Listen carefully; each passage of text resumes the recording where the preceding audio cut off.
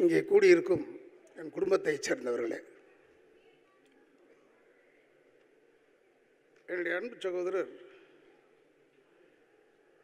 விஜிமா அவர்களுடைய நினைவாஞ்சலியாக இங்கே நடத்தி கொண்டிருக்கும் தென்னிந்திய நடிகர் சங்க தலைவர், செயலாளர், பொருளாளர் மேலும் உள்ள அத்தனை உறுப்பினர்களுக்கும் என்னுடைய வணக்கங்களை கூறி,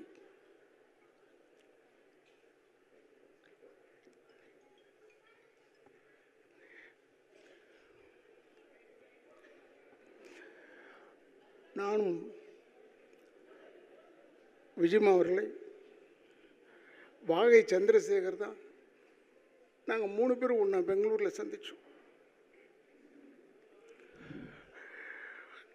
அப்பொழுது அவங்க தந்தையாருக்கும் குடும்பத்தில் யாரோ ஒருவருக்கு உடல்நிலை சரியில்லை என்றவுடன் வாகையார் அவர்களும் விஜிமா அவர்களும் சென்று விட்டார்கள். ஆனால் நான் மீண்டும் அடுத்த ஷூட்டிங்கில் சந்திப்போம் பான்னு சொல்லிட்டு போயாச்சு. அப்போல்லாம் சார் தான் கூப்பிடுவோம். இப்போ நான் பீச்சில் போய் 4:30 மணிக்கு வாக் போவேன். அப்போ பார்த்தா ஒருத்தர் ஓடி வந்துக்கிட்டே இருப்பார். யாரா இதுன்னு ஒத்து பார்த்தா விஜி. என்ன விஜிமான சர்வசாதாரணமாக சொன்னாப்புல, இல்லைடா எனக்கு படம் இல்லை, அதனால் உடம்பு பார்த்துக்கணும்ல. இது யார் படம் இல்லைன்னு எவனா சொல்லுவானா? அந்தளவுக்கு ஒரு உயர்ந்தவர் சகோதரர் விஜிமா அவர்கள். இப்போ கூட ஒரு பிள்ளைங்கள்லாம் வந்திருக்காங்க, எனக்கு ரொம்ப பெருமை. அந்த அம்மா இருந்து இவ்வளோ தூரம் நல்லா ஆர்கனைஸ் பண்ணாங்க, அதுவும் பெருமை தான். இதெல்லாம் ஒன்று நான் எதிர்பார்க்கவில்லை.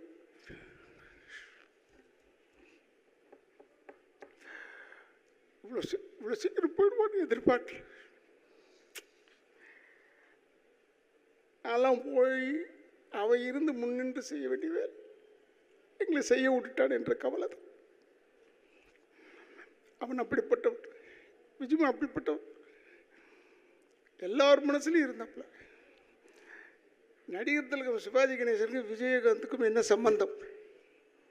ஆனால் கடைசி வரைக்கும் நின்றவன், கடைசி வரை நின்றவன். யாராலும் நிற்க முடியாது.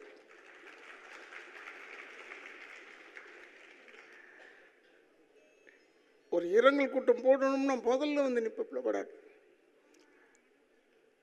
அவர் வந்து இந்த எல்லாருடைய சப்போர்ட்டை வச்சு சரத்குமார் போன்றவர்கள்லாம் எல்லாரும் சேர்ந்து தான் நாங்கள் உழைச்சோம் கொண்டோன்றதெல்லாம் கரெக்டு.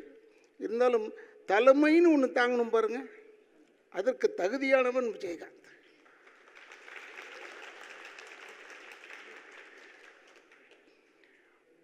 சகோதரர் விஜிமா, வாகையார், நானே, எஸ்.எஸ். சந்திரன், பாண்டியன், தியாகு, இந்த 6 பேரும் ஒரு டீமாக இருப்போம்.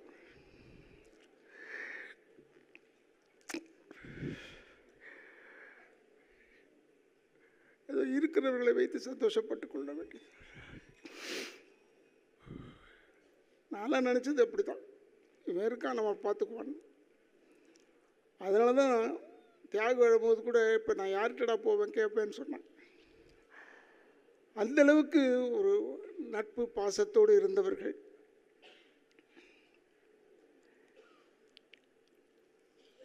அவனுடைய ரோகிணி லாட்ஜில் இருக்கும்போது ஒரு சிலர் விஜிமாவுடைய போக்கு பிடிக்காமல் எதிரிகள் கல்லெல்லாம் எடுத்து வீசி பெரிய தகராறு பண்ணாங்க. கேள்விப்பட்டது தான்.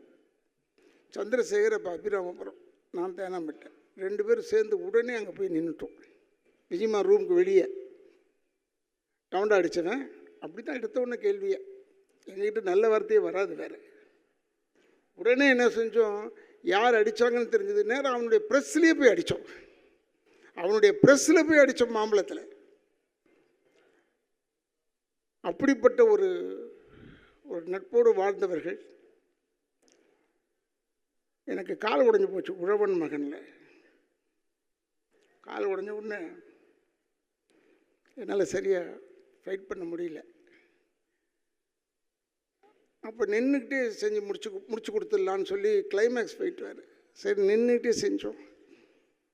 அப்போ பணம் கொடுக்கும்போது என்னுடைய சகோதரர் இப்ராஹிம் ராவுத்தர் இல்லை இல்லை இவ்வளோ குறைச்சி கொடுக்கணும் அதை அப்படி அவர் கணக்கு கரெக்டாக தானே பார்ப்பார். அவர் பார்த்தார் கணக்கு. உடனே விஜயகாந்த் வந்து ஏடா அவன் கால் உடஞ்சி வந்து நின்று செஞ்சு கொடுத்துட்ருக்கான், போட கொடுறாங்க அந்த படம் என்ன கேட்குறான்னு அதை கொடுத்து விட்றான்னு. அந்தளவுக்கு ஒரு தாய் உள்ளம் கொண்டவன் சகோதரர் விஜயகாந்த். என்ன பேசி என்ன பிரயோஜனம்? இனிமேல் கிடைப்பானா தெரியவில்லை. ஆனால் நம்மளோடு தான் வாழ்ந்து கொண்டு இருக்கிறான் என்று எனக்கு தெரியும். இப்போ வாழ்ந்துக்கிட்டு இருக்கான். அவனுக்கு குடும்பம்ன்றது ரெண்டாவது பட்சம். ஃபஸ்ட்டு யாருன்னா இந்த கலைத்துறையை சேர்ந்தவர்கள் தான் அவனுக்கு ஃபஸ்ட்டு. அதில் விட்டு கொடுக்கவே மாட்டான். எனக்கு உடல்நிலை சரியில்லை, அப்போ நான் வாடகை வீட்டுக்கு போயிட்டேன்.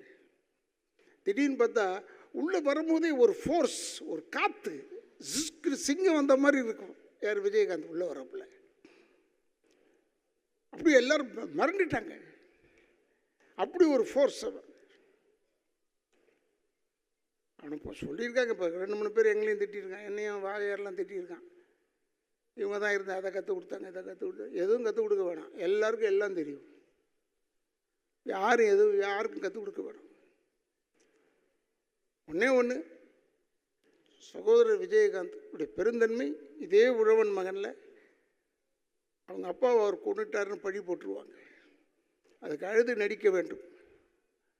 அதை வந்து என்னெல்லாம் ஓரங்கட்டி போய் கூப்பிட்டு போய் இப்படி செய்யலாமடா அப்படி செய்யலாமடான்னு அப்படின்னு ஒரு சின்ன டிஸ்கஷன் வச்ச ஒரு ஹீரோ ஒரே ஆள் யாருன்னா விஜயகாந்த் தான். வேறு யாருமே கிடையாது. நாங்கள் கிண்டல் பண்ணுவோம், சந்தோஷமாக இருப்போம், அது வேறு விஷயம். இருந்தாலும் அவனுடைய இந்த நினைவாஞ்சலியில் நான் கலந்து கொண்டு பேசுகிறேன் என்று என்னால் நம்ப முடியவில்லை. இருந்தாலும் அதை எடுத்து நடத்தி கொண்டிருக்கும் தென்னிந்திய நடிகர் சங்கத்துக்கு என் குடும்பத்தின் சார்பாக என்னுடைய வணக்கங்களை கூறி விடைபெறுகிறேன். அந்த ஆத்மா சாந்தி அடைய வேண்டும்.